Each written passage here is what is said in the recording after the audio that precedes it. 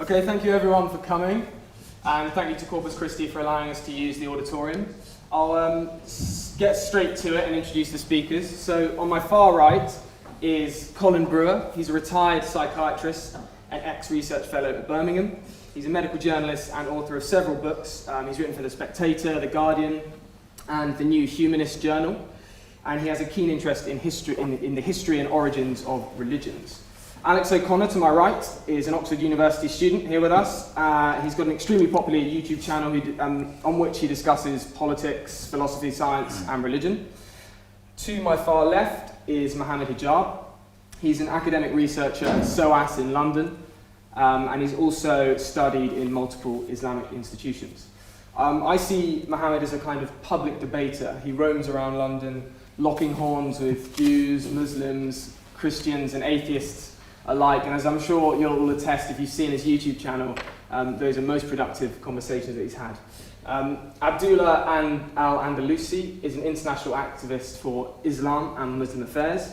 He's given extensive talks and written articles rationally critiquing secularism, liberalism, secular democracy and materialism. He's also the co-founder of the public discussion forum, the Muslim Debate Initiative, that promotes open dialogue and critical thought. And without further ado, I'll ask one of the proposition to step up, supporting the motion, Islam explains reality better than atheism. Okay, thank you. Thank you.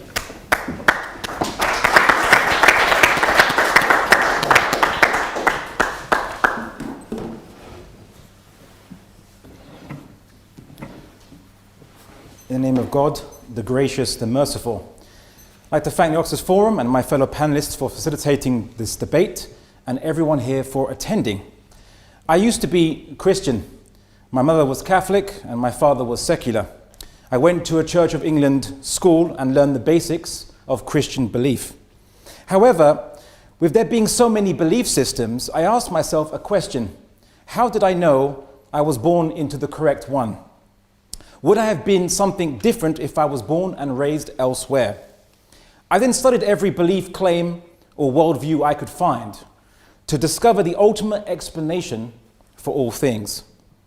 In doing so, I found that many explanations couldn't account for many things that I could observe or prove themselves false or fell apart due to their own self-contradictions or contradictions between what they say and reality. For example, I encountered Trinitarian Christianity, which argues that God is both one and three, and that the infinite, immortal God is also a finite, mortal man. I encountered polytheists who argued that there are many gods, some eternal, some who popped out of nothing, who are all infinite but have created and finite human or animal forms, suffer ignorance, tiredness, and even injury.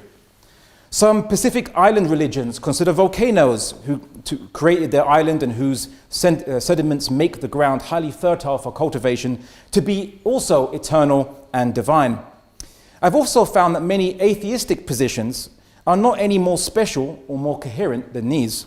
For example, many materialistic worldviews argue that the universe which we see, which is finite, limited, and changing, is also somehow infinite and eternal at the same time. You just can't see it. Other atheist positions argue that the universe ultimately popped out of nothing, albeit with precisely measured amounts of energy, but no cause to determine that measure. Of course, there are also atheistic worldviews like types of Buddhism, which goes to show that atheism doesn't preclude spirituality, just God. When I encountered Islam, I found something different. That Islam describes God as a being of infinite or inexhaustible power and who possesses intentionality or will. He has no human or animal attributes, forms, natures, or appetites. Islam teaches that God is genderless, does not experience tiredness or ignorance, and exists without peer. Surah Ikhlas of the Quran makes clear, Bismillahir-Rahmanir-Rahim, Qul huwa Allahu ahad. Say God is one, Allahu samad. The self-sufficient, Lam yalid wa lam yulad. He does not reproduce, nor was he reproduced. وَلَمْ يَكُنْ لَهُ كُفُوًا أَحَدٌ. There is nothing like him, which means he is without partner, because if there were other infinite gods, they would all limit each other and all would not be infinite or gods at all. This is the Islamic concept of God, a pure indivisible oneness, a cause and initiator for all things, a divine unity behind the multitude of created things. And it is the only explanation that is without contradictions and circular reasoning and does not need to appeal to any mystery to hide faults it simply doesn't have. Islam's message to mankind is to avoid the error of mixing the infinite and the finite together and creating false idols by attributing to limited and finite things the attributes that belong only to the Creator and vice versa.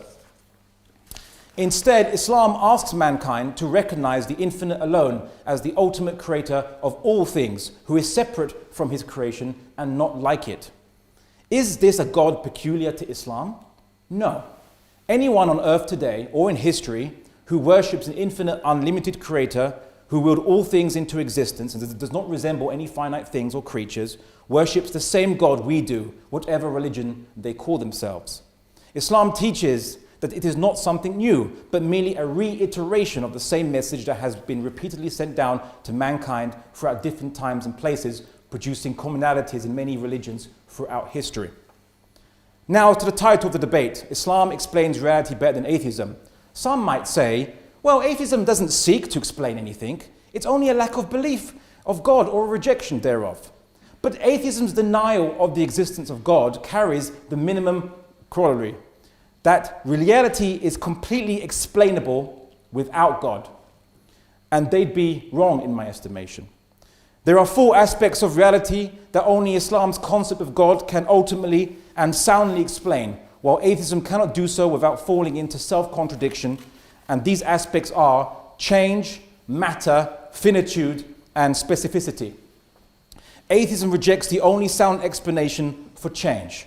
If this moment depended on an infinite number of previous moments and movements, we'd never exist or get here. If I were to say that my opponents can begin their speech after an infinite amount of time, they would never have the chance to start their speeches, as an infinite amount of time can't end or even begin if you think about it. Likewise, if I asked a poor student, not pointing to anyone in particular, for £1 and he didn't have it, and he asked another who was equally poor, and so on, I'd never get that £1 until the chain of students found at least one student who had £1 to begin the chain of lending and eventually get to me. Now, this is known as the infinite regress fallacy, which is the same as asserting a beginning and no beginning at the same time. It is a contradiction and therefore impossible. The existence of change and movement requires a first mover. There's no way around that. And if it is the first mover, it means it chose to move things without being moved by anything else. Therefore, it has a will. This is the key characteristic of God, whose name is Al-Mubdi, in the initiator in the Quran. 2, atheism rejects the only sound explanation for the ultimate basis behind matter. If matter gets its attributes and characteristics because it is made from something more fundamental than it, let's just say subatomic particles and forces, ultimately quarks and bosons, and these things are made of, let's say, quantum vacuum energy or fluctuations in such thing, or superstrings, one or the other for the sake of argument, what is quantum vacuum energy, or what are superstrings, if they even exist, made of? If something else, and that's made of something else, where does it stop? If it has no end, then nothing would exist. It's like saying a branch is held aloft from the ground by an infinitely tall tree, or a pond has no bottom to hold up the water, despite the water being at a specific level. The fact that anything exists and continues to exist proves there must be something fundamental that is supporting all these things, that itself isn't made of anything else and has no parts, and therefore is self-sustaining. The Quran calls God Ar-Razzaq, the sustainer, Al-Hafid, the preserver, Al-Samad, the self-sufficient. 3, atheism rejects the only sound explanation for finite things. If something has size, shape, charge, or a specific characteristic, what determined these limitations in the first place?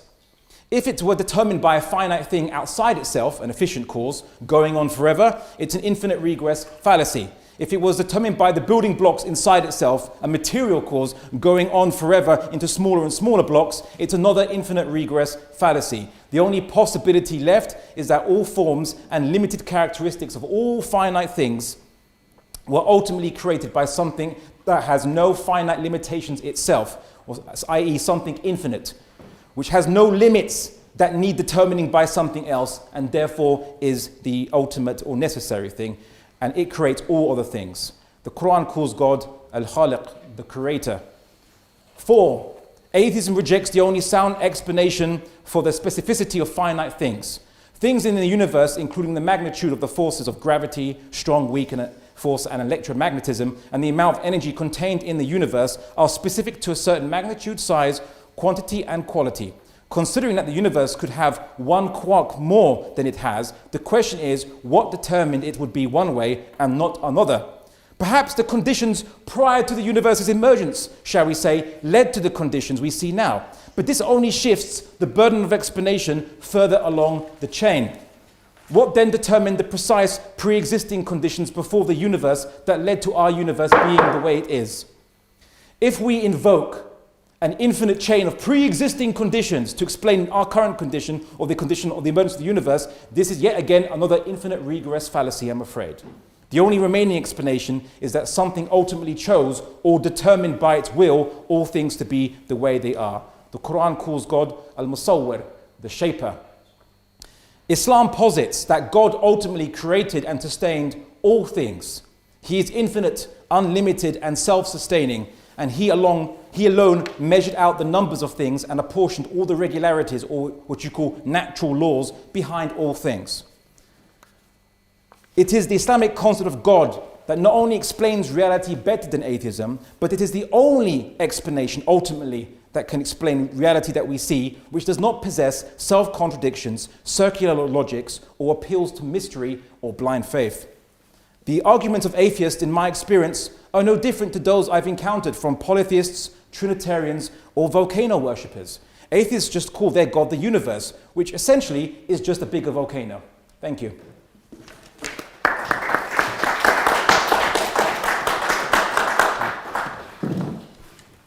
Thank you, Abdullah. Can I have someone from side opposition to go and speak? Thank you.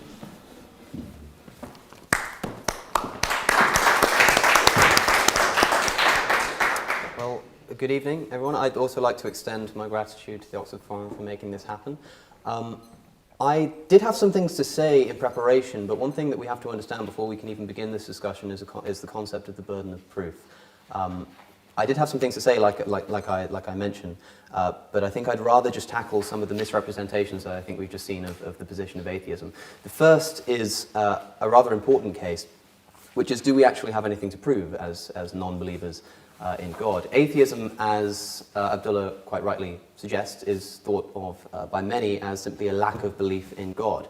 And the point was raised that no, that can't be the case, because a lack of belief in God entails some belief in the opposite, or at least a belief in a universe that can be explained without God. This isn't the case. Atheism is a claim to belief. It comes from the Greek, a meaning without, theos meaning God. It simply means living your life without the influence of a God. It's not an active position to hold. Many people would call it agnosticism, because we're simply saying, well, there's no good reason to believe in a God, but we're not saying that we believe there isn't one. But agnosticism is a claim to knowledge. Gnosticism is knowledge. Theism is belief. I simply say, I don't know, therefore I don't believe. Whereas the proposition seem to have to say that they also don't know, because nobody can know for certain, and yet they do believe. And what we need to see tonight, in order to agree with the proposition and have them win the debate, is the reason why they're able to take that extra step that we simply can't. So let me explain with an analogy that comes from a friend of mine called Matt Dillahunty, who has given the example of a gumball, a jar of gumballs. What's essentially happening here is we've got a jar of gumballs, and we have no idea how many gumballs are in the jar. And the people to my right are pointing it and saying there are an even number of gumballs in that jar. And I say, you have no good reason to believe that. I don't believe you. And they say, oh, so that entails that you think there's an odd number. Well, of course it doesn't. It just means I don't believe that there's an even number. Just because I don't believe that there's a God doesn't mean I do believe that there's not one. And that's an important point to make clear, because it demonstrates the fact that the burden of proof lies with the proposition. If you, ladies and gentlemen, are not convinced by either side in the debate this evening, then the default position has to be atheism. The default position has to be there's no good reason to believe either way, and so we simply don't believe in Islam. That's why the title of the debate is something of a false dichotomy. But the burden of proof certainly lies with the proposition. But that's not a problem, because there were a number of arguments put forward in an attempt to try and fulfill that proof, which it's worth briefly touching on. For instance, when you bring up the point, Abdullah, about matter, you ask the question, what are superstrings made of? Talking about, I presume, the kind of quantum strings that are thought to be, according to string theory, at the basis of the universe. And you say, essentially, well, what are these made of? And what would that be made of? And what would that be made of? Well, the answer is quite simple. It's, I don't know, and neither do you.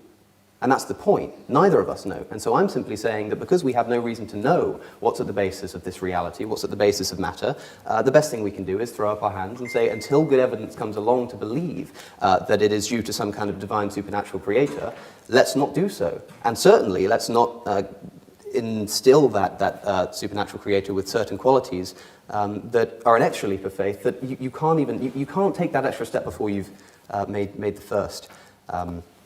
Also, on the point of change, you talk about infinite regress, which is problematic. Of course, the problem of everything needing a cause, everything needing an explanation for its existence, whether you frame it as a contingency argument or a cosmological argument, of course, trivially applies to the creator himself, what caused the creator, of course, unless you adopt something of a Kalam cosmological argument that says that, well, we're not talking about everything needing a cause, because, of course, like I say, it would trivially include the creator of the universe. Instead, it's things that begin to exist that need a cause. It's things that have some kind of that have some kind of cause that brings them into existence. The fact of the matter is we have no experience with that. You say that there are atheists who believe that things can come out of nothing.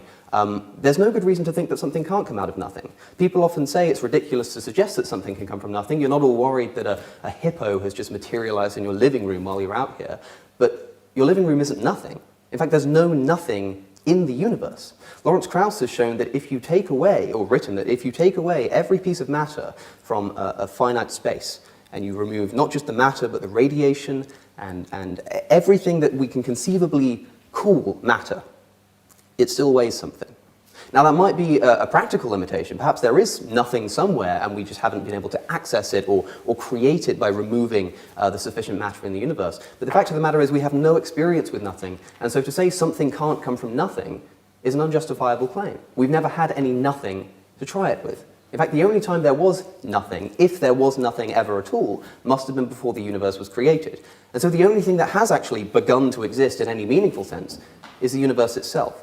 And if the argument is that everything that begins to exist has some kind of cause, and so the universe must have some kind of cause, well, everything that begins to exist is the universe.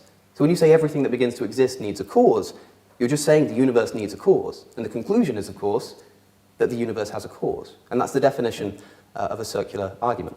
Now, that's the first point.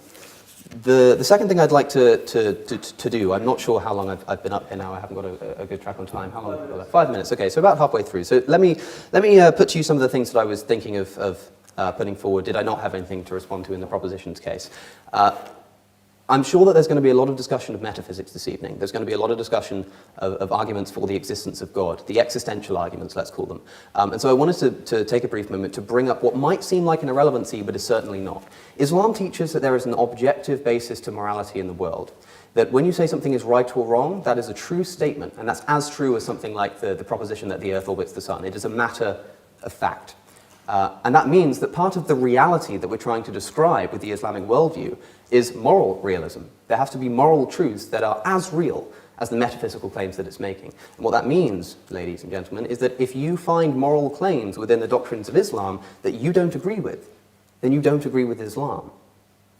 So I want to consider some of the moral elements of this religion and see if it's something that you would be able to throw your weight behind. There are, of course, many examples that I could choose from, but one of the most important areas and one of the most often spoken about areas is the treatment of women. Now, this is problematic because a lot of the time people will point to practical examples. They'll say, look at Saudi Arabia. Women weren't able to drive until very recently, but this is ridiculous. Saudi Arabia can quite easily be shown to not be a real Islamic state, and it's very easy to make a case that that's the state and not the religion. So let's turn to the doctrine itself. Let's turn to the scripture. What do we find? Well, there's a very famous verse in the Quran, and I'm sure this is nothing that the proposition hasn't come up against before, but I'd like to hear some kind of justification for these things, and I'm sure they'll be able to provide them. In the Quran, Surah 4, verse 34, I'm sure you're familiar with, is the verse which I'll quote to you. Men are in charge of women by right of what Allah has given one over the other, and what they spend for maintenance from their wealth. So righteous are women who are devoutly obedient, guarding in their husband's absence what Allah would have them guard. But those wives from whom you fear arrogance, first advise them, then if they persist, forsake them in bed, and finally strike them. But if they obey you, seek no means against them. Indeed, Allah is ever exalted and grand. So what we have is a situation where if a wife is disobedient, of course first you try to talk them out of it. Second, you stop having sex with them. But that really doesn't work. But then you strike them. Now, okay. Perhaps this isn't a thing about women. Perhaps this is just a thing about violent behavior. It's just about striking people who are disobedient, and not even disobedient to the husband, but disobedient to God. If someone's being disobedient to God, then they need to be set right. And perhaps the only way to do that sometimes is with physical violence. Well, okay, if that's the case, then let's look at a comparison from a hadith reported by Al-Hakim on disobedient men. So this is in reference to wives talking about their husbands. She should not beat him in case she is stronger than he. If he is more in the wrong than she should plead with him until he is reconciled. If he accepts her pleading, all well and good, and her plea will be accepted by Allah. Well, if he is not reconciled with her, her plea will have reached Allah in any case. So if a woman is disobedient to a man or disobedient to a god, whichever framework you want to think about it, the first thing that the wife should do, if the man is disobedient, is to try and talk him out of it. And if that doesn't work, it's not a problem, because Allah's going to hear it anyway. But if a wife's disobedient to a husband, then sure, he should still try and talk her out of it. But if that doesn't work, well, then you can strike them. Seems to be a bit of an inequality here. And that inequality is only highlighted when we look at the rest of that same hadith. It's preceded by the following. It is not lawful for a woman who believes Allah to allow anyone. It is not lawful for a woman who believes in Allah to allow anyone in her husband's house while he dislikes it. Okay, well, back in the times that this book was written, men were primarily the owners of wealth, so it makes sense if the man is the owner of the property, perhaps it should be his decision who's allowed on the property. That's not so much a problem. But let's continue. She should not go out of the house if he dislikes it, and should not obey anyone who contradicts his orders. It's getting a bit more questionable now. And to finish off, the very next sentence is, she should not refuse to share his bed.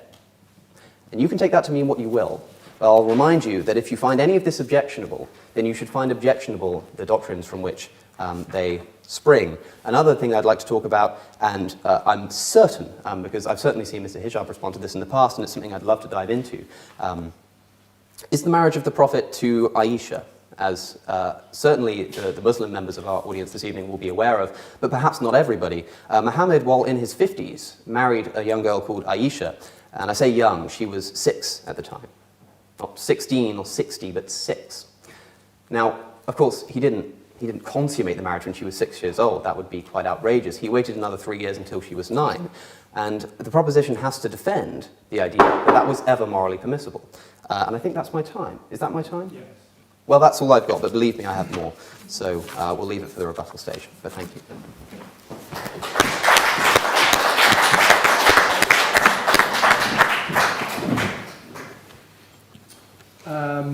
If the next speaker on proposition, Mohammed, thank you.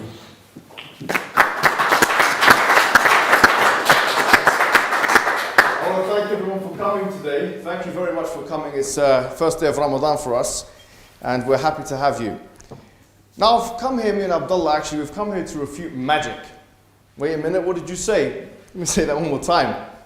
We've come here to refute magic. It's actually an interesting magic trick where there is no bunny, there's no hat, and in fact, there's no magician at all. It's the proposition that something can come from nothing. Not only from nothing, ladies and gentlemen, but from nothing and by nothing. The Quran says, أَمْ خُلِقُوا مِنْ غَيْرِ شَيْءٍ أَمْ هُمُ الْخَالِقُونَ أَمْ خَلَقُوا السَّمَاوَاتِ وَالْأَرْضِ بَلْ لَا يُوقِنُونَ. Were they created from nothing? Or were they themselves the creators of themselves? Now we've heard Alex today, for the second time I've heard him say this. He says that the universe may have come into existence from nothing. Minute 14 to 15 in his video, Does the Universe Have a Cause? He says, when the universe came into existence, it well and truly came into existence from nothing. Now, wait a minute. Ladies and gentlemen, I have a challenge. That's an active claim. He said, I'm not here to make any active claims. Sorry, that is an active claim. Look at the syntax of that particular sentence. You're saying the universe came into existence from nothing. Don't pretend to be passive. Oh, I don't know. No, you do know. You're making a statement. Either you know what you're saying or you don't. Tell me how the universe came into existence from nothing and by nothing, ex nihilo. I want to know. Tell me how that's possible metaphysically, ontologically, cosmologically, from first principles. Give me the answer, please. But it's interesting because in his other video, Something from Nothing, where he was debating the contingency argument with a fellow American, or an American man, minute 48, he says this, listen to this. He agrees with the radio guy that was speaking to him that the universe is a necessary existence. Wait a minute. What's going on here, ladies and gentlemen? What does necessary existence mean? A necessary fact is a fact that cannot be any other way. 2 + 2 = 4. That's eternally going to be the case. So a necessary existence is eternal. It cannot be any other way. So wait a minute, if the universe is eternal, how could it come from nothing? Contradiction. It's a contradiction. You can't have it both ways, my friend. And this is what atheism leads you to. Contradictory set of propositions. Either you have your cake or you want to eat it, what are you going to do with it? Tell me now, did the universe come from nothing? If so, how so? That's an active claim. Is the universe a necessary existence? If so, how so? That is an active claim. Is it eternal? Just, come on, please. Don't pretend to be innocent and agnostic. Number 2, you could say, no, there's a multiverse, or there's an eternal fabric, or there's an eternal universe. But a multiverse has the propensity of being any other way. And, I'm sure you study philosophy, you know what you're talking about. A possible existence, or a contingent existence, is defined by being able to be rearranged in any other way. If it can be arranged in another way, it's not necessary. It's possible or contingent. It's not necessary. So a multiverse cannot be necessary existence because it can be arranged in another way. It can be out of existence. So wait a minute. This is very important, guys. Hold on.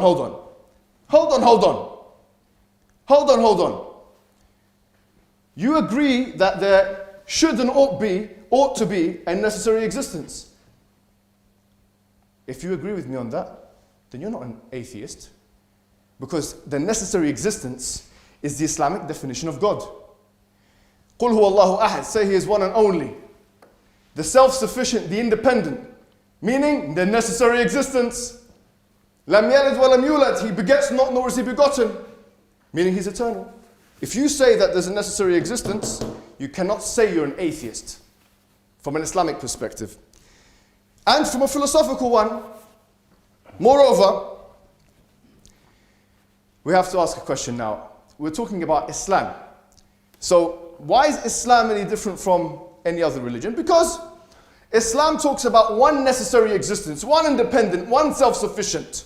Not 3 in 1, 1 in 3. Not a triune God. Not a multiplicity of gods, a plethora of gods. Not a pantheism. And by the way, I have to make this clear now.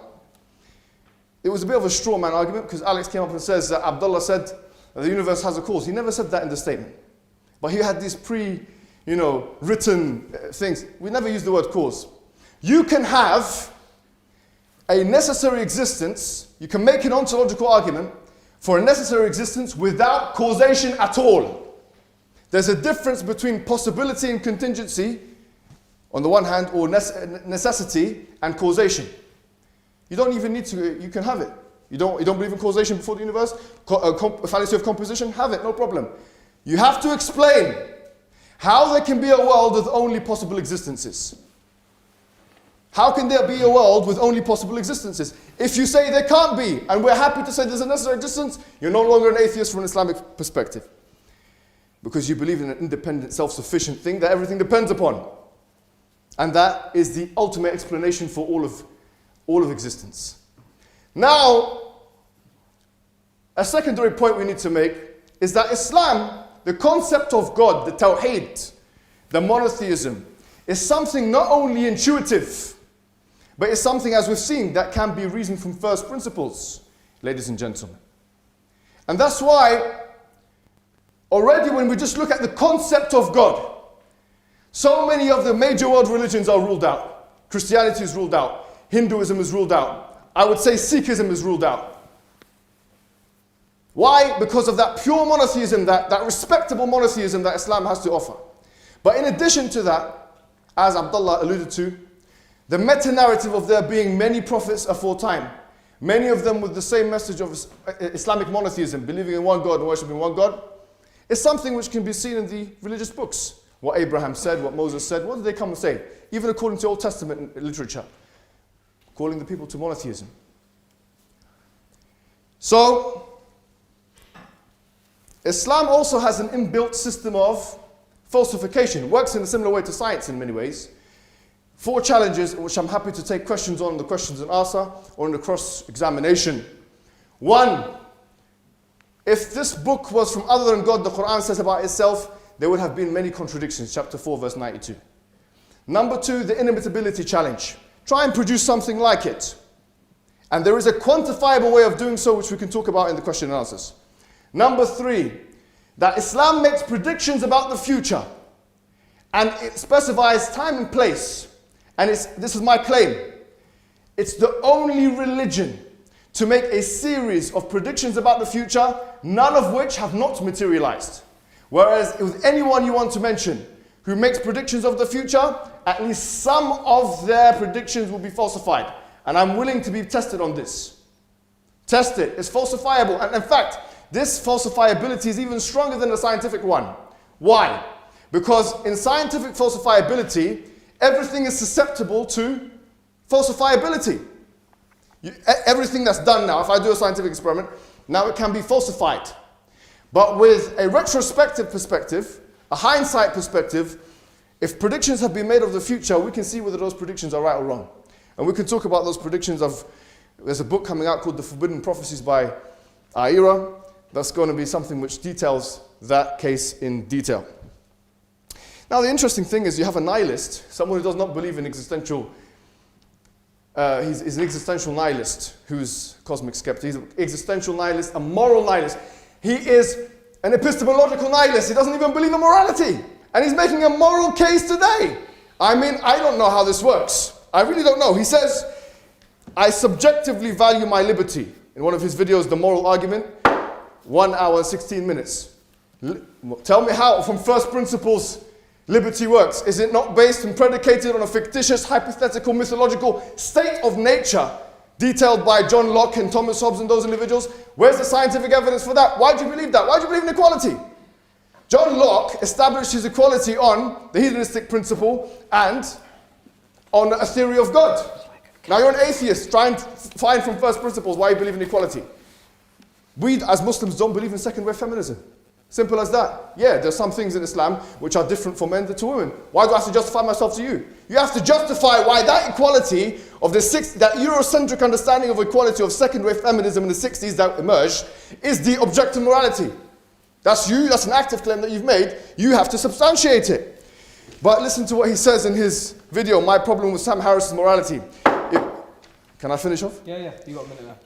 If you go to Somalia and tell those women, why do you put those women in bags?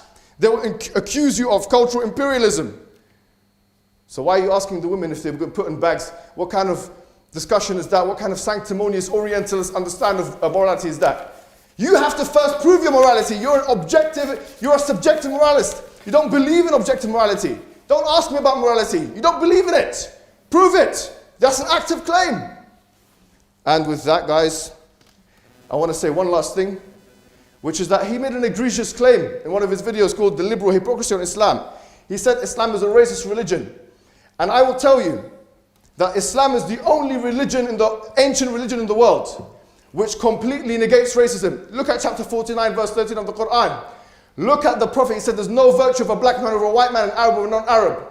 Now, he's got 3 options. Option 1, to retract the statement. Option 2, Yes, option 2, to provide the evidence, or option 3, face public humiliation today. And there's no fourth option. So don't make claims about morality and about Islam if you haven't even read the Islamic literature and you don't know what is in its contents. Sorry for I know it's quite a, performance, but it's a it's a passionate topic for us. I'm thanking everyone here, and I also thank Cosmic Skeptic for coming, and for once speaking to the Muslim community rather than about them. Thank you very much for listening.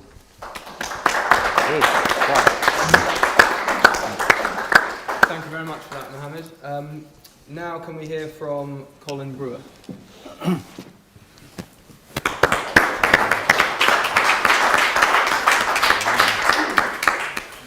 I'm a bit of an amateur at this. These guys are all more or less professional. I wish I was as certain of anything as the people on this side of the table seem to be of absolutely everything. And I want to start by not singling out Islam particularly, because Islam is just one of those monotheisms that seems to find atheism terribly worrying. I mean, whether the theistic religions believe in one God or many gods, they're terrified of people who don't believe in any gods.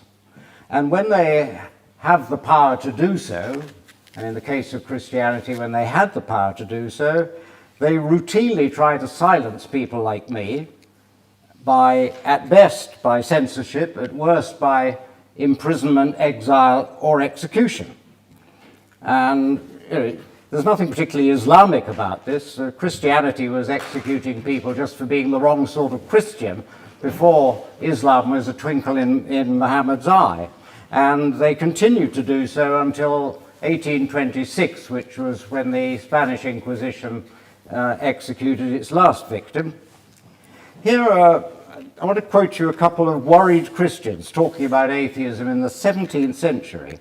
One of them was both French theologians. One of them said, "I am afraid that atheist writings will disclose thoughts to me that would throw me into a fear from which I would not be able to return." And his contemporary, André d'Abillon, said that for such skeptics there is no punishment violent enough for so dark a crime. Even in our own relatively tolerant country, when Parliament was open to people who were not members of the Church of England, guess who came last? First of all, they let the Catholics in, about 1829. They let the Jews in about 1850. They let atheists in about 1880. So Christianity no longer has any power to liquidate people who question it, and almost everybody in Britain and most civilized countries is pleased about that. I'll explain what I mean by civilized in a moment. Islam has not lost that power.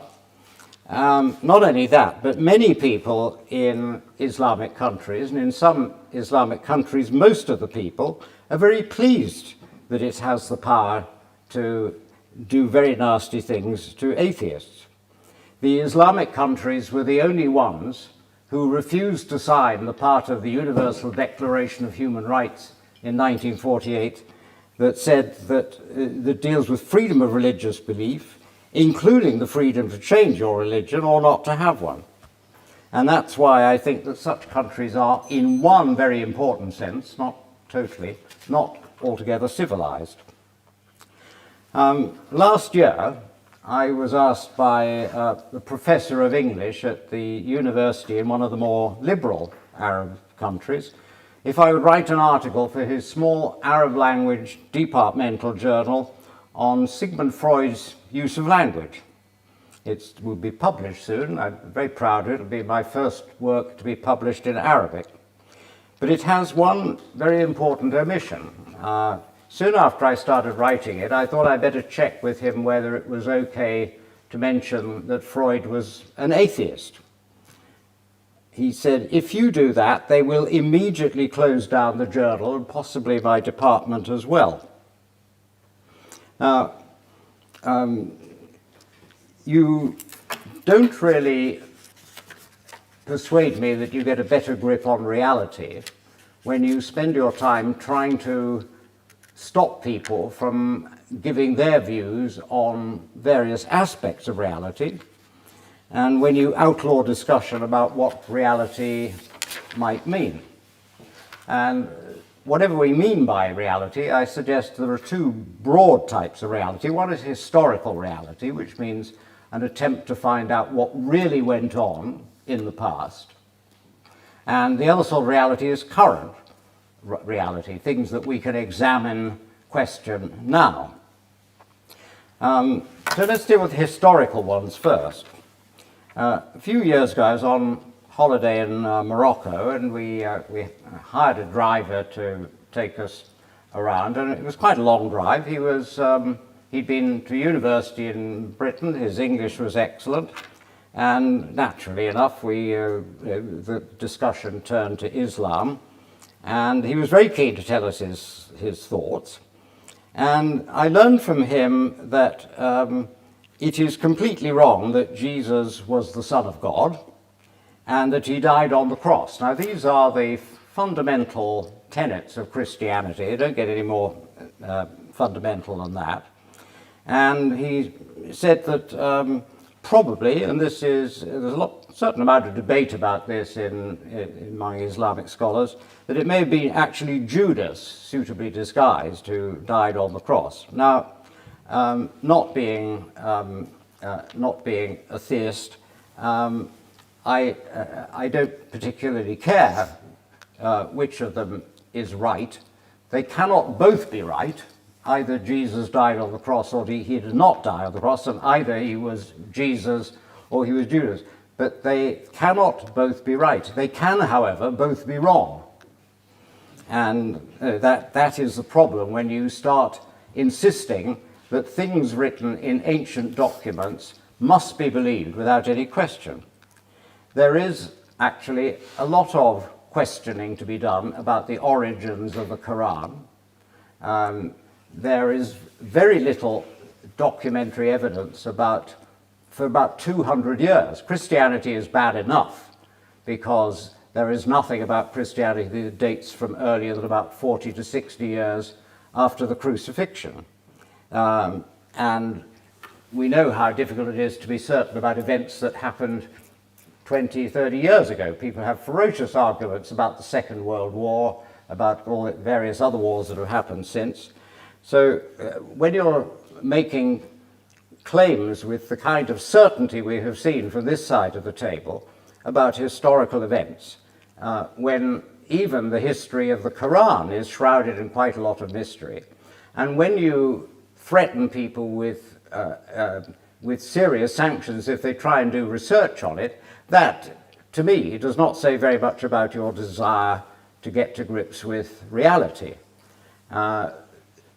It was not permitted to do serious historical research on the Bible until about the end of the 18th century. You could still be sent to prison in Britain for denying the Trinity as late as about 1812. But eventually in the 19th century, serious higher criticism, as it was called, of the Bible appeared. And now people are very much less certain that everything said in the Old and New Testaments is actually true in every respect, to put it mildly. The Catholic Church didn't allow that until about 1941, and Islam does not allow it still. Islamic scholars have found their careers seriously threatened if they really tried to get to grips with some of the mysteries of the early versions of the Quran and so forth. So let's turn now to, how am I doing for time? About halfway? 2 minutes. Sorry? Oh, you didn't, that's right, all right. I didn't hear the halfway mark.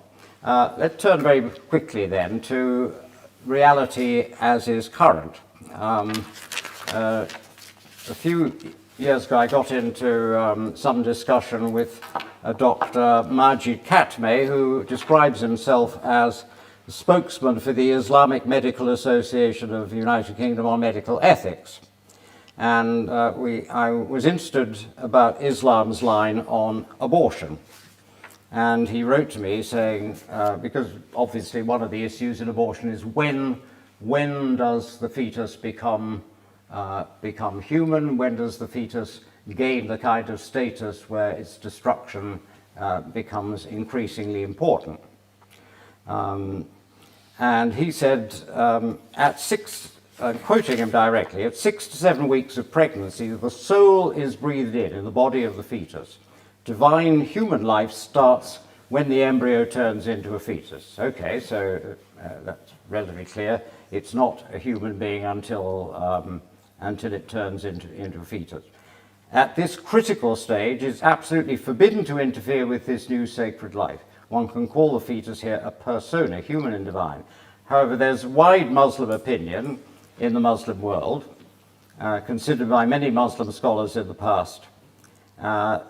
And some of them say that ensoulment occurs 120 days after conception. Personally, I and other Muslims do not agree with this view, based on a wrong Arabic interpretation of one saying of the Prophet. And then he said, this important saying of the Prophet Muhammad, peace be upon him, when 42 nights have passed over the nutfa, the fertilized egg, Allah sends an angel to it who shapes it and makes its hearing, vision, skin, flesh and bones. And then he says, O Lord, is it male or female? And your Lord decides what he wishes and the angel records it. He gives the reference in the hadith. So there it is. Forget all that ludicrous stuff about Y chromosomes and gender. It's Allah what does it. Maybe someone should ask the Muslim Council of Great Britain if they really want someone like that advising them on medical matters. Yes, I will finish there. Thank you.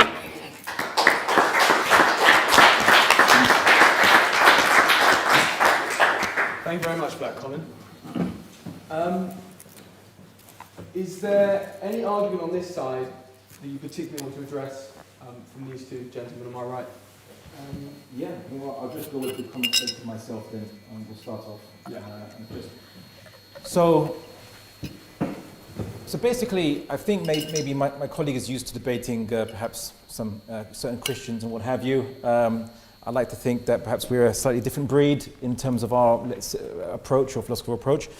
I don't think he addressed actually what I said, and I think strawman my argument. For example, I'll give you an example. So I never said everything that begins to exist has a cause. I never used that because you could always say, well, how do you know everything does begin to exist? And that would require empirical verification, which is that's why I never said it in the first place. I merely posited that ultimately, and I don't know where this ultimately is. I just said ultimately there will be a cause. I don't know how old the universe is. Maybe we've been through a couple, 6 or 7 big bangs and big crunches until getting to this point. Of course, the universe is everything that exists. I merely said that at some point it has to start somewhere, because an infinite regress would mean there would be no change, no creation, nothing. And the same for things like what matter is composed of. I never made an assumption that it is quantum vacuum energy or superstrings, which a lot of scientists now doubt the idea of superstring theory, a bit fantastical. But I just posit those two, like, say whatever you want. The question can always be asked, what are they made out of? What are they made out of? If their attributes come from what they're made out of, for example, then what can they be made out of? Until you get to the point where there must be something that's fundamental, a fundamental substratum that supports all reality's existence. And if it's fundamental and it's necessary, then it wouldn't be limited and it would be self-sufficient, because it wouldn't require anything prior to it or underneath it or further more fundamental than itself. So these are the kind of the arguments I made, but I guess just to kind of reframe this discussion in terms of what I mean by atheism, or why I mentioned the term atheism. You're right, atheism isn't a belief, but I posited that it carries a necessary corollary, something attached to it, which is, if you don't believe in God's existence, not that you may be just, it's just your default. No, if you don't believe in God's existence, that means that your worldview does not require you to posit God to explain things. And I really posited that reality imposes certain problems if you want to keep God out of that discussion, because ultimately you can't explain cause, matter, specificity, or limited and finite things. And my explanation isn't one where I know stuff because I've observed it, is that God is the only explanation to avoid self-contradictions. And that's pretty much it. Like I'm saying, if we take 2 and we add 2, I know that this will equal 4 because taking the premises, the conclusion must follow. So likewise, I know that the premises are the existence of finite things. That's the premises. So I know that eventually at some point, it must follow that there must be a beginning point, a creating point, a start point, and a fundamental substratum that's supporting all things. Even though I don't know where that is, where the boundary of that is, that's my argument. Could you put that into deductive form? Into deductive form, well, I Yeah, thought I was... so 2 plus 2 equals 4 is a deductive form. It's a premise and a conclusion. It's not deductive form to say there is matter and matter must have a beginning. What's the deductive argument there? Well, for example, it's the avoidance of contradiction, So because I just explained. So if I was to say 2 plus 2 equals 6, right, and 6 meaning what we conventionally understand 6 to be, we'd know that was wrong because of contradiction. So my point was that if you were to say, well, before this point in time, there was an infinite number of moments or movements, I would say we would never reach this point in time because it would be a contradiction. I know what he's trying to get at. It's one of the longest questions I've ever been asked. I think you know what I'm saying. You're trying to say, you want us to say everything that begins to exist has a cause. No, that's not necessarily the kalam. That's not what I'm going for. All I'm saying is that the reason why you can say that 2 plus 2 equals 6 is false is because you're right, it leads to a logical contradiction. The reason for that is because it's essentially a logically valid argument with premises and conclusions, and you can identify exactly how it contradicts. You can put it into a truth table and show that it's false. 2 plus 2 equals 4? Yes. It's a tautology though. 2 plus 2 equals 4. Well, precisely. It's a tautology, and you can prove that deductively. But there's no... Can you highlight precisely what the premises are and the conclusions are of your argument here, so you can do it in the same way? Because it does if you're going to say that it leads to contradictions if you don't agree with the conclusion. Well, it does, because an You need to formalize it. infinite regress is basically saying that there was no beginning, and yet we're explaining, or there was no cause, and we're explaining the cause of things, or we're explaining the beginning of things, or we're explaining movement. So there was no first movement, but there is movement. So it creates a contradiction in terms, because in essence we rely on a pre-existing state or pre-existing conditions of movement, and yet ultimately you're saying there is no beginning to this pre-existing thing. There's just an eternal chain, that there is no start to it, and therefore it's the same as saying nothing actually I'm trying to exists. get you to prove that we require Right, so I've got one statement that can kind of summarize it for you. Anything susceptible to addition or subtraction cannot be infinite. Okay, so it doesn't need to be a deductive 3-stage deduction. Well, no, that makes it a deductive. Right, so no, I'm just giving one statement. What he's saying is that if you have an infinite thing and you add to it, then there's the absurdity of adding to an infinite physical quantitative thing. So you'd have to disprove that statement. Now we've made the statement, anything susceptible to addition or subtraction cannot be infinite. So in order for you to prove your infinite regress, if you wanted to prove it, you have to prove, or you have to show how it's demonstrably possible for something to have infinity as a quality, as well as addition and subtraction there as well. No, I don't. So then you can't really make any claim. I don't know, but I'm not making a claim. That's the thing. So then why are we having this discussion? Because I'm opposing your claims. Well, you can't oppose your claim is that it requires it, and I'm just asking you why that's the case. I'm saying anything that is the logical form, the idea that it is logically necessary to have causation, or that there can't No, be. we didn't say anything about causation. There can't be an infinite regress. No, I've just said what I've said. Can we just have a final statement from you and from you? Yeah. The statement. Sorry, apologise. The statement I made was that anything susceptible to addition or subtraction cannot be quantitatively infinite. Yes, you have to. If you're rejecting that, you have to disprove that. How is it physically, mathematically, or otherwise? How is it possible to have a quantifiable infinite which is susceptible to addition or subtraction? That's all you have to do. It's another issue of burden of proof. It's not on me to prove that. Well, I've just made the claim. It's false. It's you to prove that's true, and you failed to do so. Okay, I'll give you an example. And if you'll allow me to answer the question, the answer is... Can we just leave it after this one, yeah? The answer is that you're right, like these things are required according to laws of logic and physics that are predicated on the existence of the universe. And we're talking about the universe... Why is it predicated on the existence of the universe? Because... Can you prove it? Well, no. Okay, so why are you making a claim? It's an active claim. It's a possibility, right? No, it's an active claim, which is... And it's not possibility. It's possibly true. Do you know why it's not a possibility? And if it's possibly true... No, it's not possible true. Why is it not possible? Because if the universe is a possible existence, then it cannot explain the existence of other possible existences. If there is a necessary... Did you get that? Do you understand that? Yes, I'm asking you a question in return. If there is a necessary... No, but can you address that first? This is what I'm trying to do with the question. If there is a necessary being or occurrence, and that entails... Which is what you admit. And And that entails another occurrence.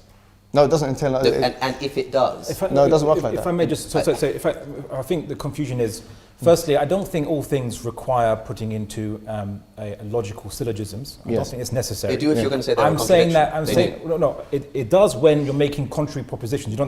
A sentence could say that this sentence is false. It creates a contradiction within the sentence without it being a logical syllogism. Yeah, but again, that is logically false. I'm merely pointing out that there are ultimately only two possibilities to basically anything that you might observe which is finite, limited, and what have you, which is either it was the result of something more fundamental than it, or something that is prior to it.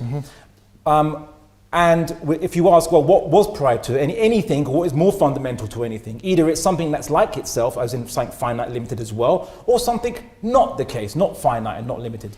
So I'm saying that if we go down the pathway of just constantly insisting on there's a continual chain prior to this existence of finite, limited things, nothing would exist, because that would cause an infinite regress fallacy, and thereby the contradiction is manifest. As opposed to ultimately at some point saying, well, actually, you know what? At some point, I don't know where, but at some point there was a beginning, or there was something that was not finite, whereby it doesn't have limitations, and just to kind of justify to you, limitations requires explanation.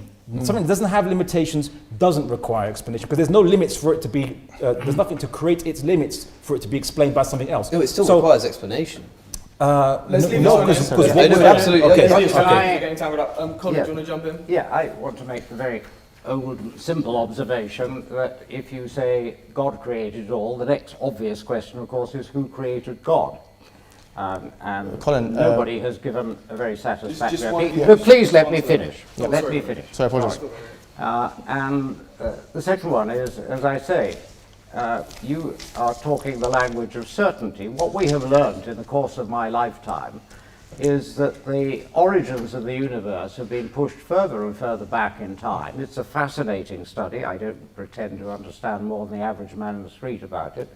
But to say that we clearly understand the nature of creation seems to me extremely arrogant, and to pretend that you can speak with certainty about something like that, I think is, to put it mildly, not justified. Well, I think it's a little arrogant to actually dismiss what we actually said, because we never actually claimed that we know every tiny particle in this universe, or how big it is, or where it began. We never actually said that. So it shows that you weren't listening. I'm just saying that it shows that you weren't listening to what we were saying, and some people might say that's arrogant too. What I'm saying is very simply this: creation or causation, or whatever you want to call it, is to limit something, to define its limitation. Like when you draw a circle, you're drawing a limitation.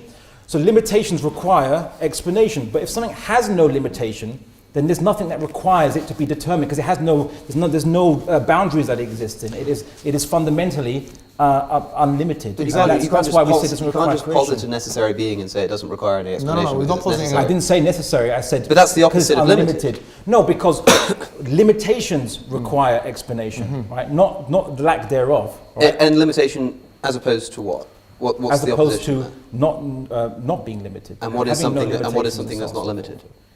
Well, it's necessary, because if it's not necessary, then it's limited. What's your definition of necessary? Because you keep using it incorrectly. What's your understanding of necessary existence? Well, you were talking about contingent things. It's the opposite of that. So something that can you give a definition? Something that cannot have been differently. That cannot be differently, and there's no explanation for it. What outside of itself? Well, I suppose so. Right, yes, right. And okay, so can you tell us how there can be a world with no necessary existence? Well, who says you said we're living in a world of possible, or you said that we have to claim that we're living in a world of possible existence. Do you agree that there could be nobody's claimed that. Do you accept that there is a necessary existence?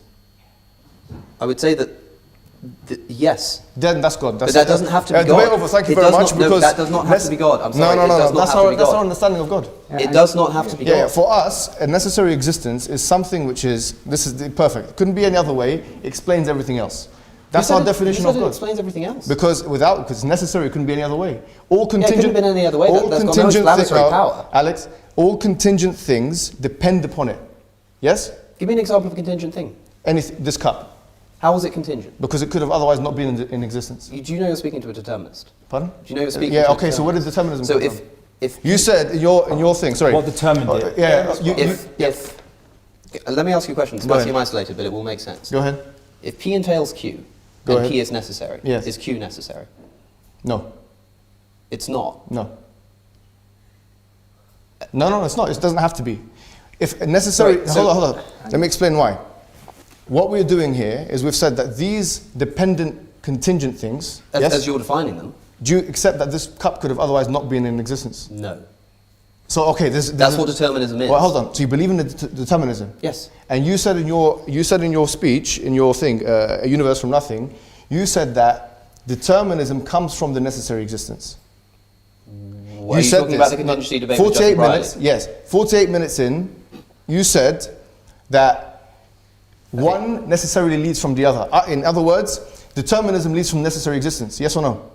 Sorry, say that again. You said Determinism leads- determinism leads from necessary existence. Okay, I think we were talking about a different thing when No, I was no. talking You about said necessary this, and I can show you 48 minutes into the video. Yes, I said that sentence, but I meant a All right, different so thing by no, necessary hold on. existence. So you said the universe was necessary This existence. can't be a semantic point scoring exercise. I It's meant not. something different by what you're No talking problem, about. but you said this. You said Definitions matter. You said determinism comes from the necessary existence. What did I mean by that? I mean, You- I okay, require I'll tell the you what you context of meant, the because I conversation to know remember what I was actually I meaning by just those listened to terms. this 2 days ago. The guy asked you, is the universe, would you agree with Bertrand Russell that the universe just is, yeah? And you replied and said, yeah, the fact that the universe is necessary existence, I would agree with that in the first instance. And then he said, how would that tie in with determinism? You then said, determinism follows from, it's that which follows, determinism follows from the necessary existence. Right, Which I know what you're do you talking remember? about. I was the person I was debating with, a guy called Cameron Batuzzi, he Yes. was making the case for the contingency argument. And Right. he was saying that there are contingent things in the universe, and therefore he was using that to reason that there's a God. And I said that if that were the case, Yes. that necessary existence, the Yes. determinism would follow from that. I was making Perfect. the case. Okay, so I didn't agree say with that you. it does exist. Listen, Alex, I didn't say that it does exist. We agree with you on that point. So this is the thing. You agree with us on more points than you think you agree with us on. You believe in a necessary existence, which explains everything else. No, necessary existence. Be careful. You said a necessary existence. Are you retracting it? I said that Are you retracting it? the universe, there's not one unified necessary But existence. from which you all said stems. that the universe was a necessary. The So are you universe retracting that? The universe follows a necessary causal chain.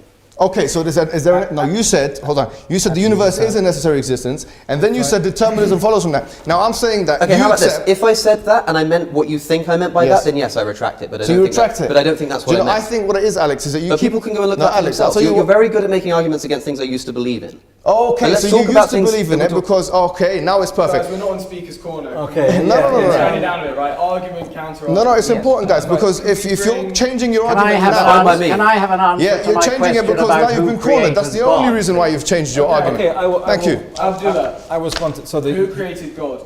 Colin Brewer's argument. yeah, well, we have to actually ask the question, why does anything need creation in the first place?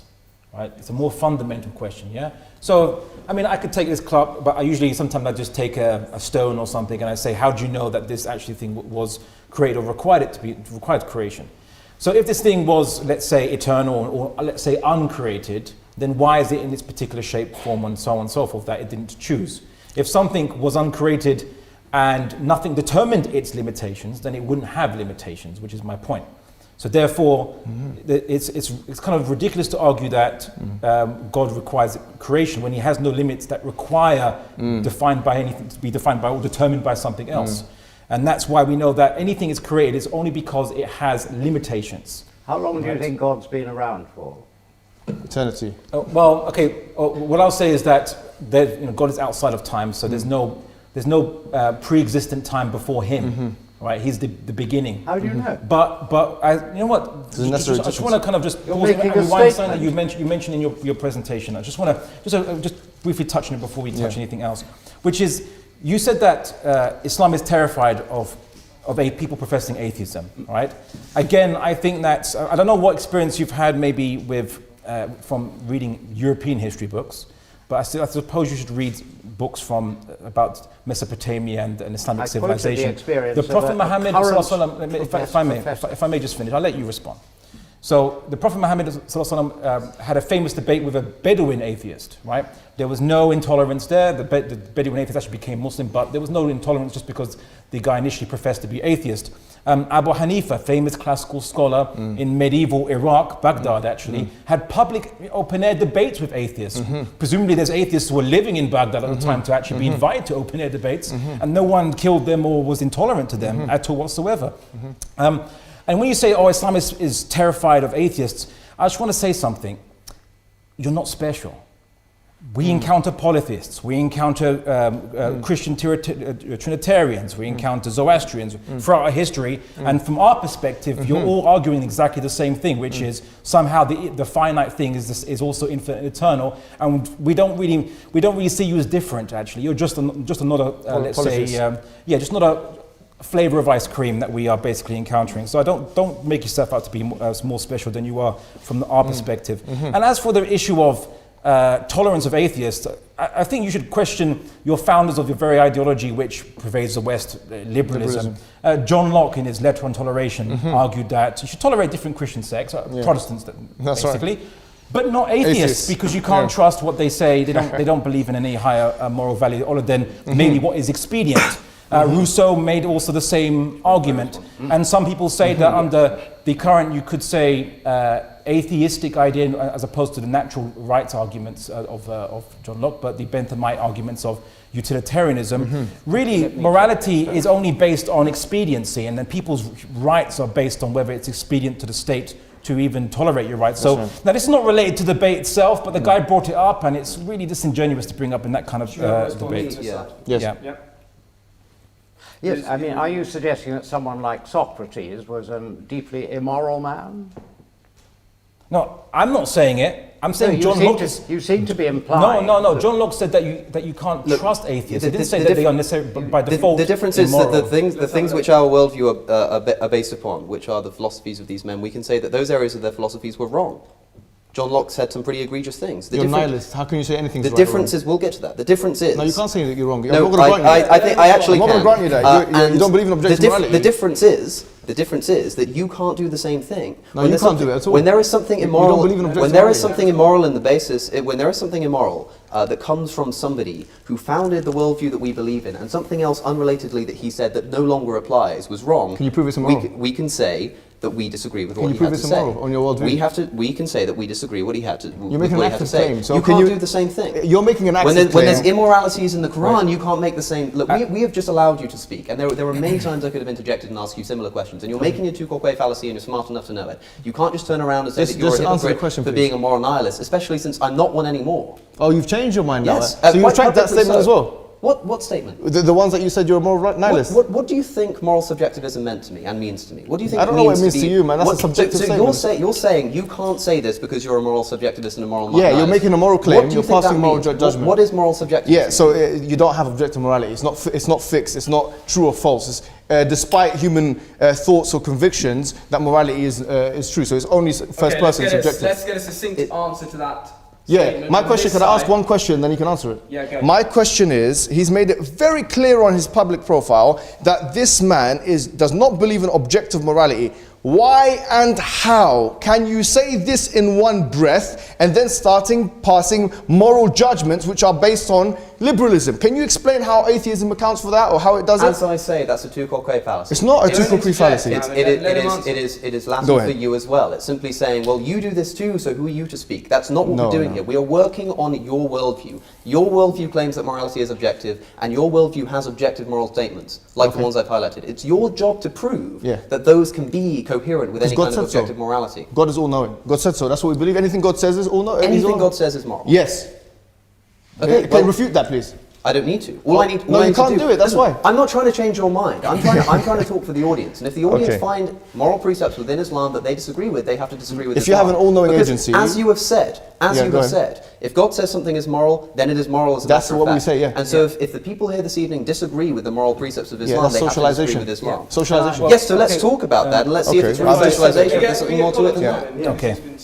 You said, if I heard you correctly, anything that God says is moral. Absolutely. How do you know what God said? Well, okay, here, go back to our argument that I said, that we said that We have revelations aforetime. The final revelation is the Quran. It has a falsifiability test. I gave you 4 things: preservation, inimitability, contradictions, and I also taught you about predictions of the Quran and the Sunnah. Now, in order for you to say that the Quran is false, you have to falsify it. Like a scientist would have to falsify a theory in order for them to say that that is wrong. Now, if you can't produce any evidence for that, then really you can only remain agnostic on the issue. How do you know that the words contained in the Quran were the words that were actually supposed to have been spoken to Muhammad by the angel Gabriel, supposing that any of us in the modern world can actually believe anything like that? Yeah, okay, so first and foremost, with regards to morality, it's actually completely irrelevant in this debate concerning when we're discussing explanation of reality. If you don't believe in objective morality, then there's nothing to compare the morality of Islam with. That's right. To say that it is discordant with it. Yes. Right? So I think it's a massive red herring, and I think that friend of yours will talk about a few fallacies concerning bringing it up in the first place. You have to first present to us objective morality, and then compare it to Islam's morality and say they don't fit. But you can't, and that's my point. And also the fact that you say, well, if we don't like some morality in the past, or some basis for justifying morality in the past, we can change it. Well, that's what's scary. Because in modern, 21st century Europe, and on 20th century Europe, need I say more, people thought that morality of people's protections of rights and things were no longer convenient for the nation's security, and then they prejudicially persecute certain minorities because it was no longer beneficial from their estimation. And there's no objective basis to argue against it, other than you say, well, I personally don't like or find it distasteful what they did. So that is actually scary, that you don't have objective morality, because there's no actual promise of rights that you can actually underwrite. As for the, no. Yes. I mean, there are. Okay. I mean, you're either asking a question or you're just having another opening statement. Look, the subjectivity of morality doesn't lie at the level of the act itself. It lies at the level of the motivations. I can say to somebody, like I am a psychological hedonist in the same way that Mill was. I can say I know what people's motivations are, ultimately speaking, and there are objective facts to be known about how to achieve a goal. So it's not a case. Moral subjectivism. Mill didn't say moral objectivism. Moral. I said I'm a psychological utilitarian, utilitarian like John Stuart Mill, not just a utilitarian. Okay. Well, I hope the audience can notice the difference in the level of interjection here. Like I'm trying to really listen to what you have to say, but you've got to let me respond. Okay, go ahead. Psychological utilitarianism means that we can know what people's motivations are, and I think we can. There are objective things to be known about how to achieve those goals. If somebody thinks that something's right and I think it's wrong, it's not a case of throw your hands up in the air and say it's everybody's opinion. That's not what moral subjectivism is. That's confusing moral subjectivism with moral relativism. That's not what we're doing. No, hold on. And those are not the same thing. Can we respond? Go. All right, so Mill, in chapter 4 of his book on utilitarianism, he actually gave us an exact way of identifying what he called the principle of utility. Yes. And through that, he talked about desirability, and how when you see that something is desirable for someone, then that is an evidence that it's something which ought to be done. Okay. Now, excuse me. It's not true. No, hold on. You can check. I've just given you a reference. Yeah, you can check. The title is not called. You're interjecting now. Yes, I am, because the title is not. Level of interjection. The title. I didn't say the audience can notice I'm not interjecting. I said that the audience can notice the disparity in it. Sometimes an interjection is needed, and the interjection here is that the title. The title of that chapter. There is a purpose. There is a reason why the title of that chapter is not the proof of utilitarianism. It is not. The title of that chapter is. The title of that chapter is the kinds of proofs to which utilitarianism is susceptible. No, hold on. The title of the chapter is Proof of Utilitarianism. It's not. You get the book. You can check it now. It is the types of proof that utilitarianism is susceptible to. John Stuart Mill wrote the book himself. You can get the copy from Waterstones now. Everyone in the audience can Google it. Yes, it's actually, the title is Proof of Utilitarianism, chapter 4. That's what people call it. That's not what Mill wrote. Who calls it that? The title, Mill. Mill called, no, Mill. What are you saying? Mill doesn't call it the Proof of Utilitarianism. That's what it's titled. He avoids it. He does not That's say the name that. of the chapter, my friend. It's not the name of the chapter. Okay, so should we get it up? Yeah, if you'd like to. Okay, so anyone's got utilitarianism, we can see. Okay, if anybody has a copy of the book, let's leave it on that as a reference point. Okay, yes, my friend. No, it's important. It's important. The reason why. It's important. The reason why. Either way. Guys, come on, because it's sort of descending into chaos. We want to get Abdullah, and then we'll get Colin in afterwards. Okay, so just to continue what I said. Is he right? It's not proof of. Okay, well, I can see that point. If he's right, I can see the point. That's fine, because I don't care if you're right or wrong about that. The thing that matters is the point that he was making, and the point that he was making is that you can't prove utilitarianism because he's a moral nihilist in that sense. But he said that there are certain proofs to which it's So if you can't prove it, why make a case? So because you can't prove that the point the mill made with the visible thing. Subjective. Let me answer the question. The point the mill made with the finish visible thing, which you brought up, is that the only evidence we have that something is visible is that it can be seen. That's what he said. Now we can't prove. Okay, that you can't prove we it. can't prove that why this use it? water is visible. Okay. But we both agree that it one is, thing. and we can use the same One thing. level Yeah, of proof wait, to understand moral Okay, claims. just- It's not a so deductive one proof. thing- It's an inductive. Why One use it thing- as an argument? One thing, for someone who said that there are many things that you don't know in the universe and things that you can't presume. Yes. For you to claim that you now know people's motivations with the same kind of certainty enough to make it to derive some objective moral system Yes. is somewhat of a contradiction there, because everyone's Yes. motivations might be unique or different, Yes. or unknowable to you anyway. Certainly, we never understand the viewpoint of a psychopath, of That's someone right. who has the inability to empathize. Well, the and- psychological or literature is the- quite good on that, or the- yeah, but look, the study, of course, but to make a claim that basically that you can understand everyone's motivations, or there is some kind of unique template of motivations that all human beings subscribe to or can fit into, is really contradicting what you said earlier on, saying that you don't actually know, or you don't make claims to know things which you don't directly observe. I make claims about brief morality, response and I to also that. didn't say Brief that. response to that from Alex, and I then just do- Colin on the last question, and then we're going to open up to audience questions. I do make claims about morality. That's not a problem. I never said that I didn't. I also didn't say that I don't make Where claims have you about. seen morality? Is it in a I also microscope didn't set of say. illusion, illusionary. I also didn't say that you have to see things to be able to prove them. Oh, okay. So are they illusionary for you? I would agree with that statement, and I'm Right. glad you agree with let's leave it that. there. We're in agreement. Brilliant. Colin, do you want to do the last yes, question? I'm still waiting for an answer to my question of how you can possibly be sure that what are supposed to be the words spoken by God, or rather by the angel Gabriel Point to that. to Mohammed, are actually the words spoken, if indeed they were spoken at all. Okay, brief response to that, and then we're opening up to the audience. Okay, so a couple of days ago I presented a lecture on how do we know Islam is true when there's so many different, let's say, conflicting or competing belief systems.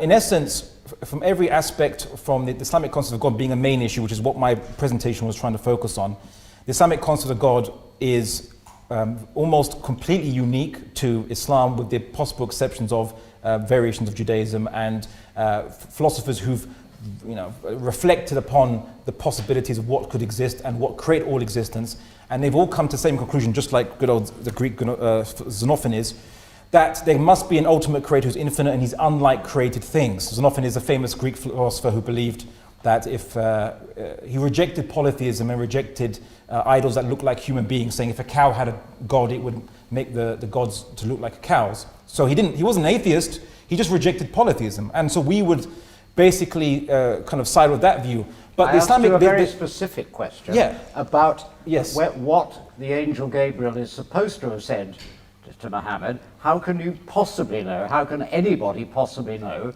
that that was actually what happened? How can you know? Explain. And if I let me just finish my point, which is Islam is basically, when I encountered it and I took it as a hypothesis for how to explain reality, as one possible hypothesis. After looking at different belief systems, including or lack thereof, let's say atheistic positions in belief system, naturalism or materialism, communism and such, I basically found contradictions and things that didn't make sense. And it kind of almost had a process of elimination that Islam was the only one left that actually didn't suffer any internal contradictions, both compared to the observable reality as well as within itself. And that's a very tough thing it's a very tall order to actually achieve if you're not explaining everything, quite literally everything. So, and caveat, not the particularities of things like quarks and bosons, in case you actually say, you're claiming to explain everything. No, but what I noticed is that Islam was the only one left. And then after further investigation, after I thought maybe it could have been a different way, maybe if one particular Islamic doctrine shouldn't exist, or if it was a different way, and I realized that produces contradictions, to the point that I came to the conclusion that Islam was the only possible explanation to explain reality, which is why I was very thrilled to do this debate in the first place. But without going to things like hell's existence and all this other stuff, the main key selling point, you say, of Islam, of the hypothesis of Islam, to explain reality, was its concept of God, which is almost virtually unique to itself, and it's just rationally consistent and coherent. I didn't ask you about Islam's concept of God. I asked you very specifically about how you can possibly know that the concept of God, whatever it is, that emerges from the Quran can have been dictated to Mohammed by the angel Gabriel. I take it, therefore, that you cannot answer that question. Thank you. Well, it's kind of like the equivalent kind of challenge you're saying. I mean, now we can discuss how do we know the messenger that related the message how do we know from analysis of that it's accurate? But I wanted just to kind of That's what I'd like to know. I know. What I was asking. I know. And I wanted to do a kind of a different angle to answer that question, which is what got me into Islam in the first place wasn't answering a different question. Let me finish, sir. What got me into Islam in the first place wasn't me looking at the claims or trying to go back in a time machine to find out if the Prophet Muhammad existed or the angel Gabriel came to him. I looked at the message itself and the consistency of the message itself with the universe led me to a conclusion that they both come from the same author. And that's why I became Muslim. In other words, you can't possibly know, it's just the Okay, We'll leave it to the audience. We'll see what they have let's to have say. some audience questions. Yeah. The gentleman in the middle there. Before you ask the question, Do you want this one, yeah? Patrick's Yeah, sure.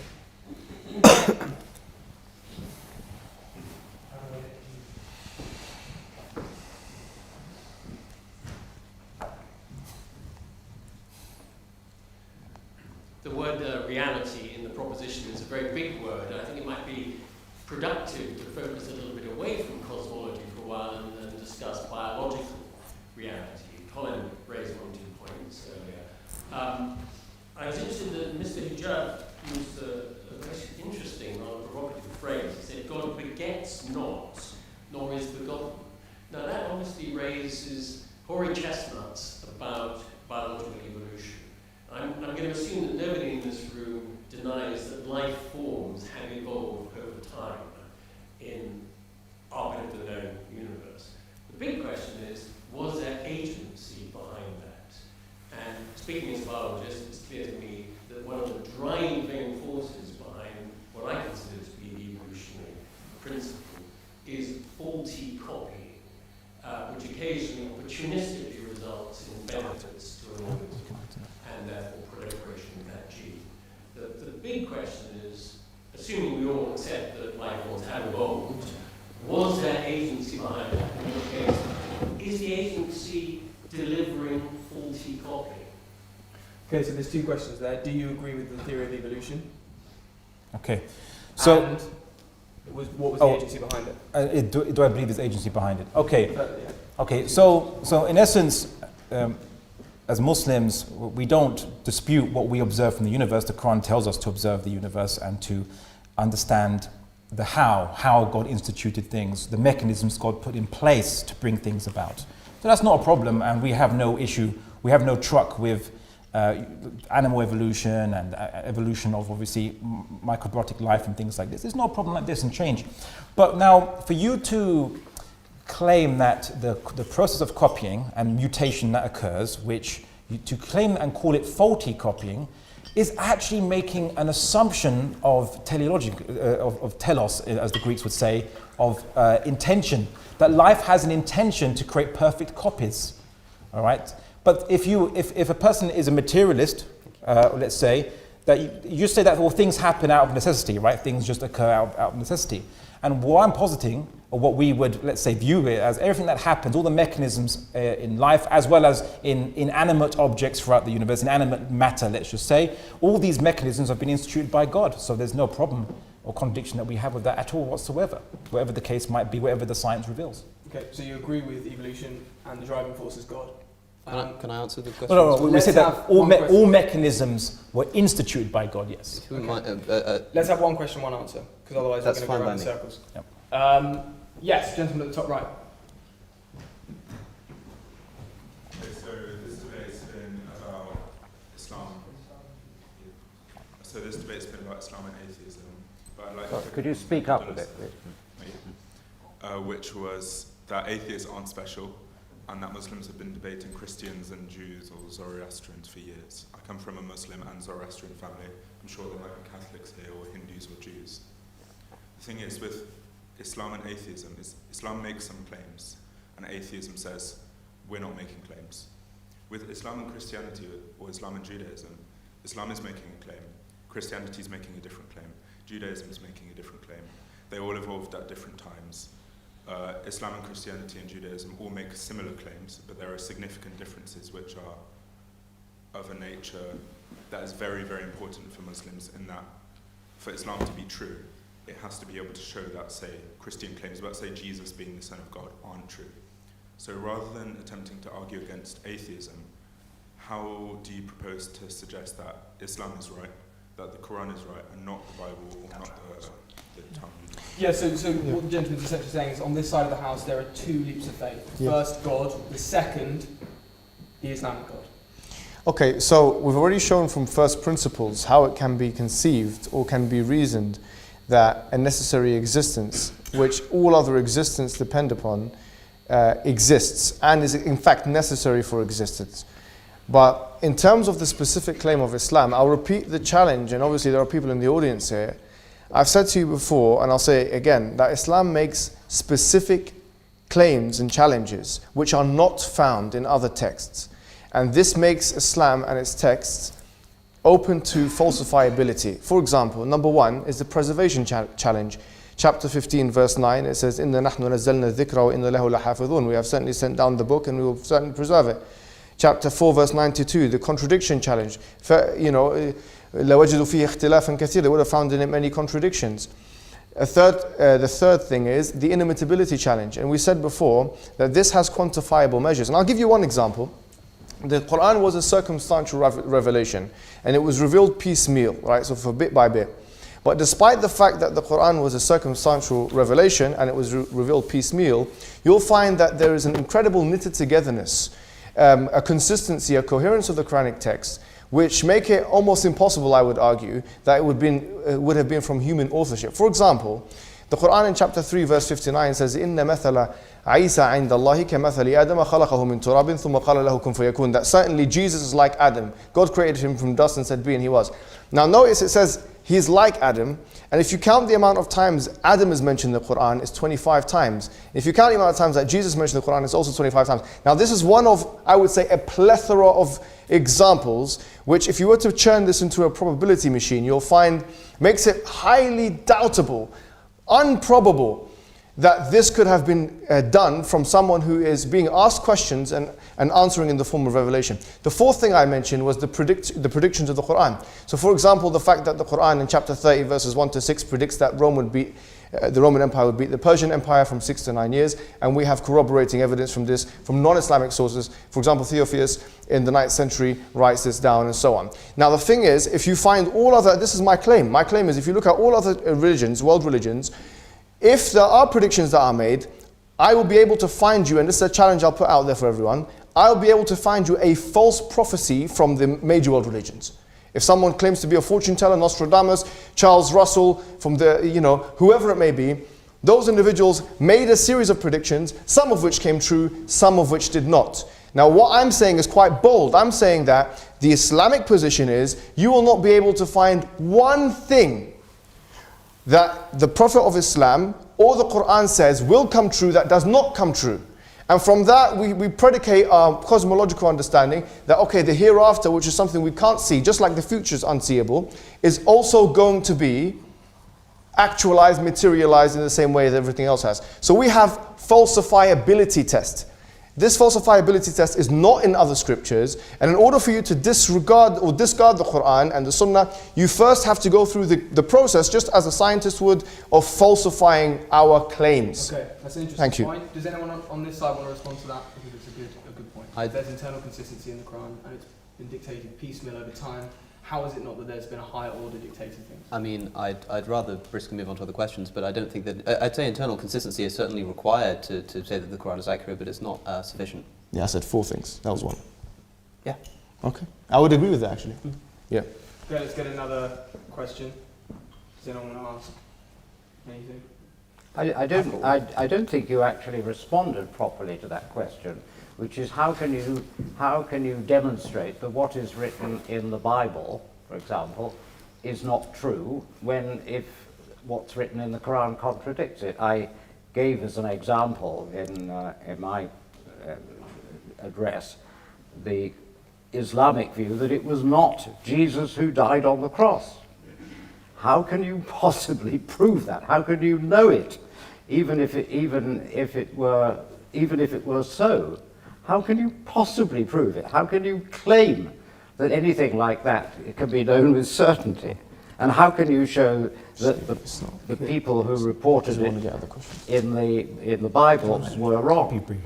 Can I say for the record, I don't think that's necessary to do, because I have to be very careful with the burden of proof here, which is that the proof needs to lie with the person making the claim, right? The Christians claim that Jesus died and was risen. They need to prove that. The fact that I can't disprove it doesn't mean that I can't have a case against it. I would Come to the dark Oh, side. no, I mean, I don't think that the Christian claim is necessarily any more credible than the Islamic one. I don't think Christians can prove it either. It's what they believe. But I don't think you could disprove it or give a credible opinion one way or the other. You have a complete lack of evidence. I mean, what I would say is, certainly in science, there's many hypotheses. And hypotheses, I suppose, is a prediction or a claim based on previous theory, and people like to check out the claims to see if they are consistent with what they can observe. So I never had a problem with actually checking out someone's claims and seeing if there was any proof, and also if it was internally consistent. And my claim against Trinitarian Christians, with all due respect to any Trinitarian Christians here, because they're not represented on this panel, of course, is that I believe that it has internal contradiction between an infinite, immortal God and a finite, mortal man who is also God at the same time, as well as belief in God is one and three at the same time. The crucifixion is really inconsequential to that matter, because it's just a historical happenstance, or a claim of a happenstance. But I suppose really, and just to kind of answer that person's point in another angle, and very, very briefly, if I may be permitted, is upon the question of discussion of, is there a burden of proof? There's a burden of proof on us, is there a burden of proof on them, and they're not saying, not making any claims, so isn't the burden of proof meant to be only on us? I would say that everyone here has a burden of explanation, an explanation of reality, at least ultimately, right? And the whole point about science is to try to seek to chip away at reality to uncover a local explanation for things, but we're talking about an ultimate explanation of things, and I'm going to make a very strong claim, which is that the idea of an infinite thing which has will, that can initiate by choice, is the only possible ultimate explanation for all things that avoids contradiction. Any other possibility possesses contradiction, right? Including an explanation of reality that does not require God. Any other possibility does not make sense other than an infinite, powerful and willed creator. And that's my claim, and the only thing, and my proof of that is it's the only one that avoids contradiction and yet explains reality. Okay, let's leave it with that. 1 to 2 minute closing statements, starting with Colin. Oh, sorry. Wasn't really expecting that. Okay, Sorry, well, we can start with Alex, and then... No, I'm happy to do it. It'll be very brief. There's an old Russian proverb that says, it is good to know the truth, but it is better to be happy. And when you're talking about reality can be very unpleasant. Religion is very bad for talking about reality, but it's quite good for talking about happiness. So if happiness is more important to you than truth, then Islam, like any other religion, can protect you against reality. Otherwise, I suggest you stick with reality. Maybe unpleasant, but it is actually what should guide you. Okay, closing statement, Abdullah. Okay. Well, firstly, I want to thank my interlocutors on both sides. Thank you very much for attending, and I look forward to maybe future discussions with all of you. So I'll just kind of finish up by saying that I don't think my arguments have been, my four kind of problems that I've posed to atheists that have been kind of addressed, the explanation for change, matter, finitude, and specificity. These things haven't been explained. If this moment depended on an infinite amount of pre-existing moments with no beginning, no start point, then we wouldn't get to this point. And of course, if there is a start point, then the question is, what's making this starting thing begin the chain of creation or causality or whatever, or continuously, whatever you want to call it? Well, if it's something else, then it's not the first thing. So if it's initiating, then it can only do so out of choice. And that's the only explanation that avoids any contradictions. And I think I'll kind of finish up by saying that I'm glad that science wasn't invoked necessarily on either side to prove either side's point.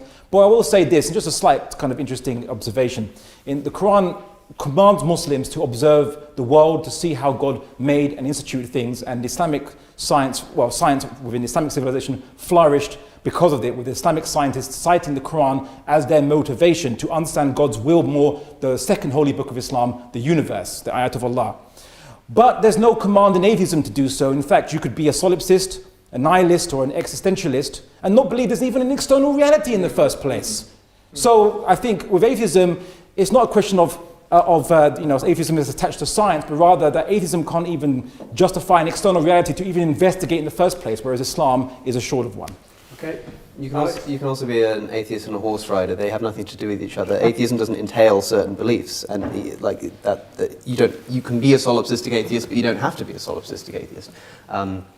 You're right to say that the issues that you bring up, especially the 4 points you make, haven't been addressed.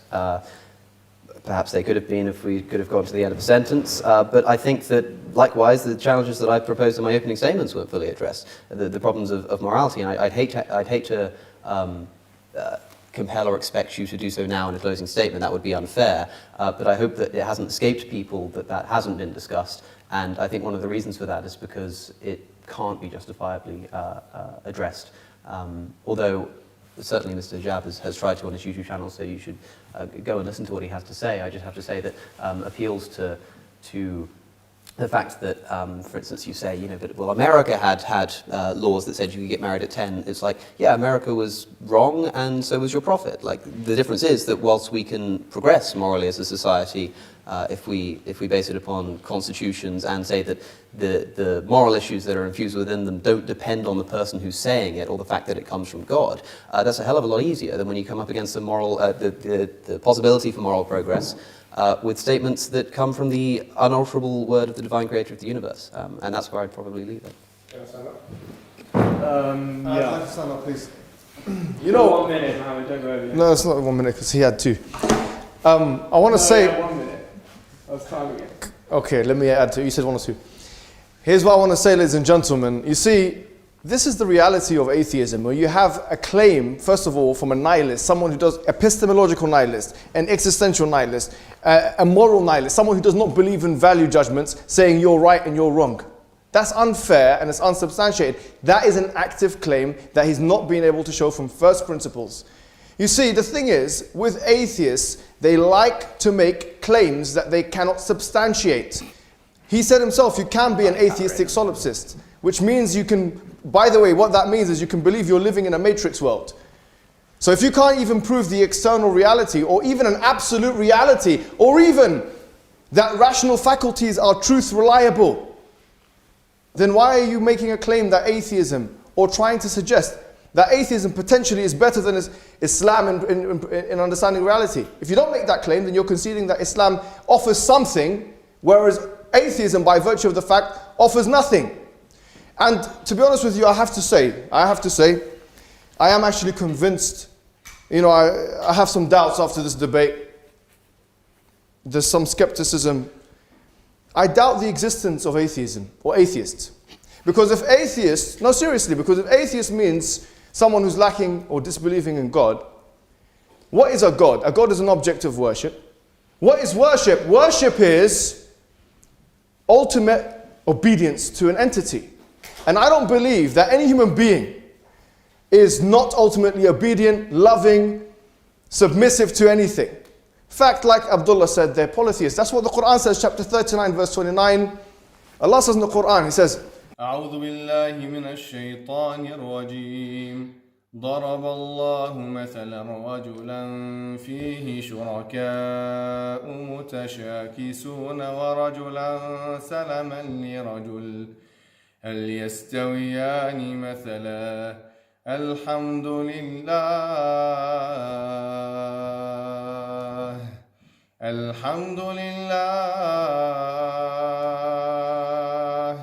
بل أكثرهم لا يعلمون إنك ميت وإنهم ميتون ثم إنكم يوم القيامة عند ربكم تختصمون فمن أظلم ممن كذب على الله وكذب بآياته وكذب بالصدق إذ جاءه فمن أظلم ممن كذب على الله وكذب بالصدق إذ جاءه أليس في جهنم مثوى للكافرين.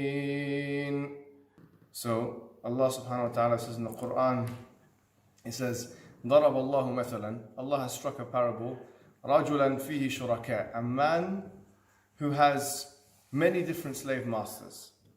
وَرَجُلًا سَلَمًا لِرَجُلٍ, and another person, another man with only one slave master. Are they the same in comparison with each other? Alhamdulillah, praise be to Allah.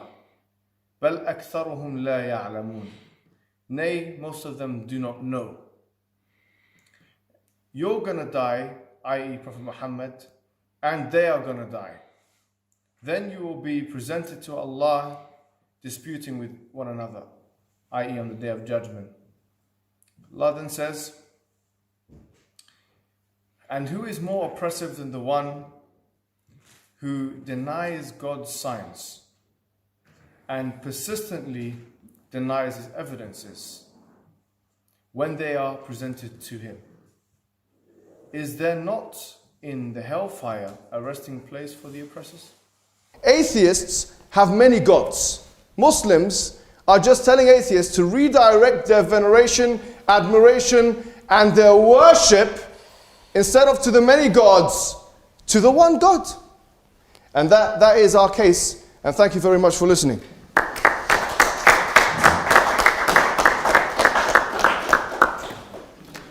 Thank you everyone for coming. It's been a long night, but a very enjoyable one. Thank you very much. Apologies for the passion. Oh, I'd expect it if you believe that you're right about these things. Thank you Of for course your you're contribution. Thank you. I'm still waiting for an answer to my question. Are you just become an atheist? No, it's all right. No, because... Oh, sure. Of course, that's a great idea. Thank you very much. Just give the... And yourself as well. Order of rights. I don't know who's taller. In the middle.